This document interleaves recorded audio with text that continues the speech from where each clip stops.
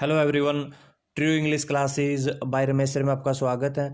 और दोस्तों, आज की वीडियो में मैं आपके लिए लेकर आया हूँ English practice set 16th for HSSC exams. और ये जो इडियम्स इसमें मैं लेकर आया हूँ प्रीवियस एचएसएससी एग्जाम से सेलेक्ट किए हैं और मोस्ट इम्पोर्टेंट 15 जो इडियम्स हैं वो आपके लिए सेलेक्ट किए हैं। तो इसका फ़ायदा ये होगा कि आप अपनी परफॉर्मेंस जज कर सकते हैं, आप पता लगा सकते हैं कि वोकैब में, इडियम्स में आपकी परफॉर्मेंस किस प्रकार की है। तो लीजिए शुरू करते हैं आज की वीडियो। तो जो फर्स्ट है हरक्यूलियन टास्क। हरक्यूलियन टास्क जो राइट मीनिंग है वो आपने बताना है। तो इसके 4 ऑप्शन आपके सामने हैं। Very interesting work, work close to heart, difficult work या फिर सिंपल वर्क। हरक्यूलियन टास्क का मतलब 4 ऑप्शन आपके सामने हैं। इंटरेस्टिंग वर्क या work close to heart, difficult work या फिर सिंपल वर्क। तो इसका जो राइट आंसर है मैं आपको बता देता हूं। हरक्यूलियन टास्क बोलते हैं very difficult work. Herculean task वो काम वो वर्क जिसको करना बहुत मुश्किल है। तो ये इडियम्स कई बार पेपर में पूछा गया है। जो नेक्स्ट है call a spade, best meaning of this idiom is. 2-3 बार ये एचएसएससी एग्जाम्स में पूछा गया है। Call a spade, best meaning of this idiom is. तो मतलब स्पेड को स्पेड बोलना, cordially, speak diplomatically, to be outspoken या स्पीक प्लेनली। प्लेनली का मतलब होता है क्लियरली। तो देखो अस्पेड, यदि स्पेड को आप स्पेड कहोगे इसका मतलब है आप क्लियर बोल रहे हो। तो इसका जो राइट जिसका आंसर है वो है स्पीक प्लेनली। यदि दोबारा आपके पेपर में आता है ये, तो कॉल अस्पेड यानी स्पेड को स्पेड बोलना मतलब क्लियर बोलना। तो इसका है स्पीक प्लेनली, स्पीक क्लियरली, इसका राइट आंसर है। जो नेक्स्ट क्वेश्चन आपके सामने है, और ये इडियम्स में ही बच्चे गलती करते हैं और ये मोस्ट इंपोर्टेंट मैंने आपके लिए सिलेक्ट किए हैं, हो सकता है आपके लिए काफी फायदेमंद हो। To eat one's heart out, to eat one's heart out, best meaning बताना है। क्राई करना, लाफ करना, सफर साइलेंटली या प्रिटेंड टू सफर। अब देखो, किसी का जो हर्ट है, to eat one's heart out मतलब किसी को इतना तंग करना कि उसके दिल को निकाल के खा जाओ। तो बंदा कितना सफर करेगा, कितना पीड़ित होगा, कितना सहन किया होगा। तो इसका मतलब है सफर साइलेंटली, मतलब उसको काफी तंग किया गया है लेकिन फिर भी वो सफर कर रहा है, पीड़ित कर रहा है। साइलेंटली मतलब चुपके से अपने दुख को सहन कर रहा है। तो इसका मतलब ये है सफर साइलेंटली। जो नेक्स्ट है आपके लिए wear and tear, meaning of this idiom is. 4 option आपके सामने है। Contempt, damage caused by constant use, festive occasion या बी लेजरली। वियर कोई चीज पहनते रहो और फिर टीयर फिर वो चीज फट जाए। तो इसका मतलब है डैमेज, नुकसान कर देना। कॉन्स्टेंट यूज लगातार प्रयोग करके किसी चीज को नुकसान कर देना, उसको बोलते हैं वियर एंड टीयर। जो नेक्स्ट इडियम आपके लिए लेकर आया हूं, not let the grass grow under one's feet. अपने पांव के नीचे, अपने पांव के नीचे जो ग्रास है उसको ग्रो नहीं होने देना। इसका मतलब आपने बताना है remain neutral, not related to, unconcerned या waste no time in acting. अब देखो, ये पाँव जल्दी उठाओगे, यदि ये पाँव यही पड़ा रहता है तो इसके नीचे कुछ भी चीज ग्रो कर सकती है, लेकिन इसको उठाते रहोगे तो इसके नीचे कोई भी चीज ग्रो नहीं होगी। इसका मतलब है आप जल्दी जल्दी काम कर रहे हो, एक्टिंग काम करने में आप टाइम वेस्ट नहीं कर रहे हो। Waste no time in acting is the right answer. Next जो इडियम आपके लिए है वो है root and branch. Root and branch मतलब रूट से लेकर जो ऊपर जो शाखाएं हैं उन तक। इस इडियम का मीनिंग बताना है to collect, to set ablaze या टू टेक हिंट या फिर कंप्लीटली।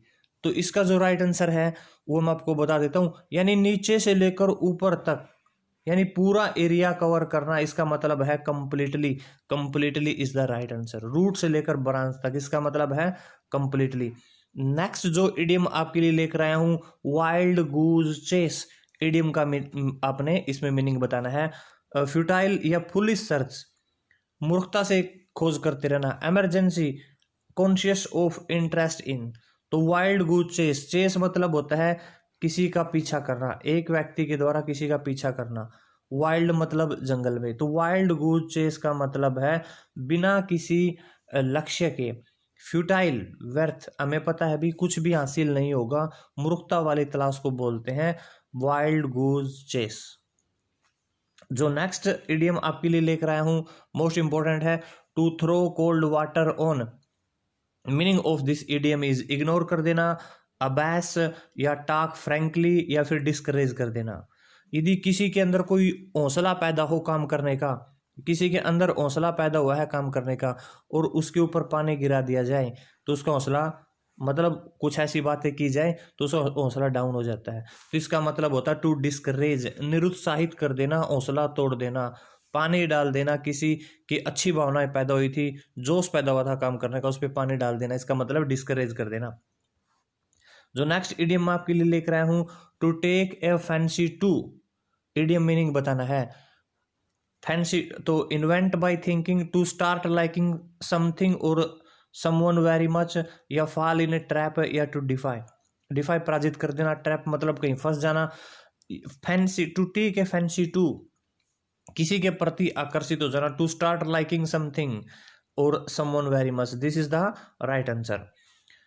अब हम बात कर रहे हैं नेक्स्ट जो इडियम है उसकी हम बात कर रहे हैं राइड रफ सोड। मीनिंग आपने बताना है इडियम, इसका मतलब क्या है। To interface, to fight, to act high handedly, या टू रिफ्यूज टू गो।